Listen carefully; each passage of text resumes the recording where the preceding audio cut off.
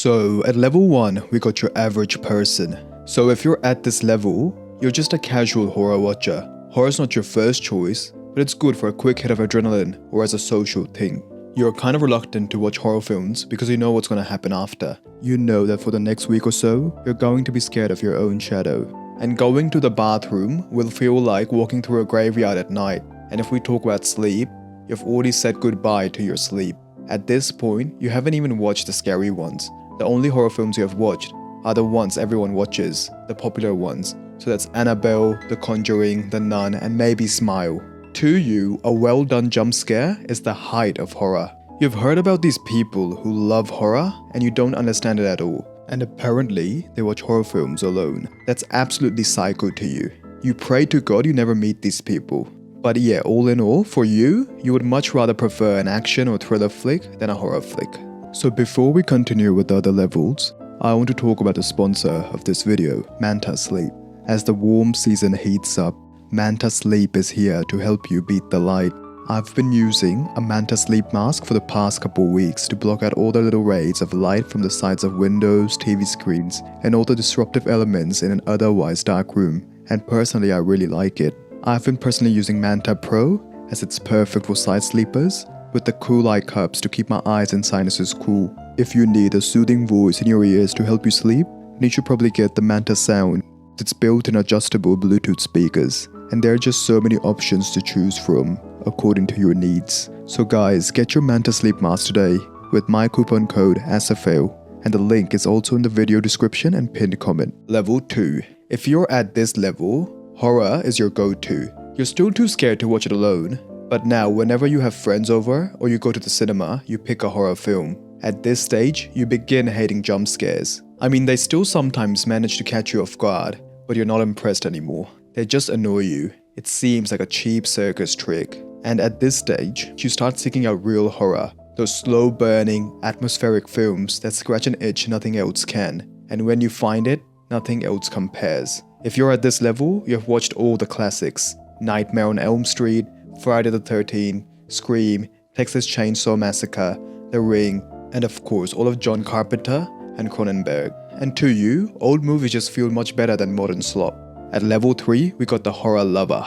At this level, you start watching horror films alone. You don't need anyone beside you anymore. And you can even sleep most days without being scared to death. The nightmares have definitely decreased. You've become more fearless. At this point, horror isn't just your go-to, it's your whole personality. You start putting horror posters in your room, horror wallpapers on your phone, and wearing horror merch. If you're at this level, you're really into indie horror films, and for some reason you can't watch any other genre other than horror. All other genres just bore you. You are at a stage where you consume horror like a ravenous animal. You seek new forms and genres, you get into games like FNAF and Silent Hill, and you start even getting into ARGs, creepypastas, and the analog horror subculture. And for some reason, you're also super interested in the uncanny valley. At this level, if someone looks at your YouTube For You page, it's just filled with horror. At level 4, we got your horror fan. At this stage, you're really into darker forms of horror. You are someone who has gone beyond their little hometown and has dared to look beyond. You start appreciating Italian giallos, J-horror, K-horror, and French New Extremities. You're so deep into horror that it's not just a monolithic genre to you anymore. It's a whole world of its own. When someone tells you that they watch horror too, internally you're like, what do you mean you watch horror? Or which horror do you watch? Psychological, slasher, found footage? And if you're at this stage, your fear tolerance has probably increased much more. Back then when you first started watching horror films, you had to prepare before you watched it. But now you can play the creepiest games and watch the creepiest movies without even a second thought. And if you're at this stage, you're also into reading horror. You love books and manga authors like Lovecraft and Junji Ito. Because jump scares, slashers, and the supernatural don't do much for you anymore. You need horrors beyond comprehension and full immersion to feel fear. At level 5, we have your horror fanatic. At this stage, you have gone beyond a typical horror fan. You easily understand almost every reference in horror forums and fandoms. And if you're at this stage, you've probably gotten sick of getting recommendations that you have already enjoyed. And you don't even have the heart anymore to tell people that you've already watched it, or played it or read it. You simply smile and tell them you'll put it on your watch list. At this stage, you feel a bit estranged from your horror-loving friends because you can't enjoy normal horror anymore. Even if you watch a blockbuster horror film out of social necessity, you cannot help but laugh at the predictability, and you have gotten so good at detecting the build-up, the fake tension, the shitty VFX, it's not even funny. There are only a handful of films that can make you genuinely scared at this point. And just to find something that scares you, you even start watching compilations of vulgar gore like MDPOPE and FUBAR just to feel something. At level 6, we got your horror psycho. At this stage, only extremely dark horror does it for you. Your average pastime becomes what you find at the bottom of horror iceberg videos. You feel like you're losing your sanity a bit because horror brings you genuine joy at this point. It's a weird sort of pleasure. You almost feel like a psycho. Because you have watched so much horror, only your mind can create horrors that scare you. Sometimes there's something even laughable about seeing horror on a TV or a computer screen. So to simulate your mind and imagination, you start reading books like The 120 Days of Sodom, Story of the Eye, and other horror books. Also at this stage, weirdly enough, you start finding enjoyment in your own nightmares. It feels like watching a 4D film that nothing can replicate.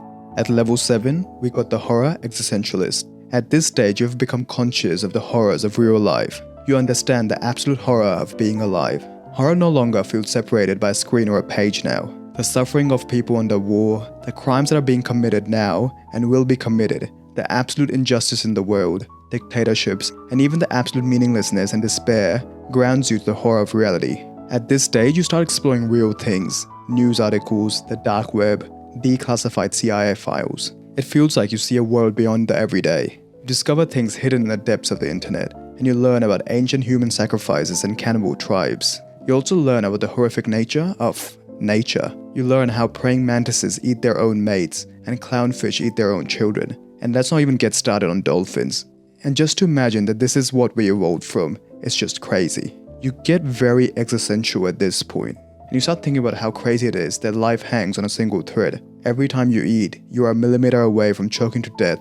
And what happens if your heart decides to suddenly stop pumping blood, or your lung decides to not absorb oxygen one day? It's a miracle you wake up every day. At level 8, we got your Satanist. At this stage, you overcome these existential horrors and affirm the absurd. Maybe you do this through existential philosophy, or religion or spirituality, no one knows. But somehow still, your mind becomes more darker, more hungry for horror. You somehow feel at one with ghouls and demons, and you take your love for horror outside your four walls. At this stage, you start exploring abandoned houses and haunted places, and you really get into satanic rituals and the left-hand path. You even sleep in a graveyard just to understand what it feels like. And you try very weird things. You learn how to lucid dream and induce a sleep paralysis just to discover the demons in your unconscious. At level 9, we got the actual psycho. At this level, you do everything and anything you can to find the weird morbid pleasure that comes from horror. This pleasure feels beyond simple sadomasochism. It feels something beyond anything science can explain. It feels like a pleasure that is not much different from ecstasy. And so you explore this feeling further. You become like Bataille and start finding ecstasy in liminal experiences. You have weird posters in your room like the 100 Pieces guy. And you start sleeping in the most dangerous places. And you start doing very weird and scary occult rituals. At this point, you're not sure if you're mentally ill or on a wavelength that is beyond the comprehension of the average person. But there is a certain madness in your eyes. And when people see you, they feel a weird sense of fear. At level 10, we got horror itself. If you are at this level, you do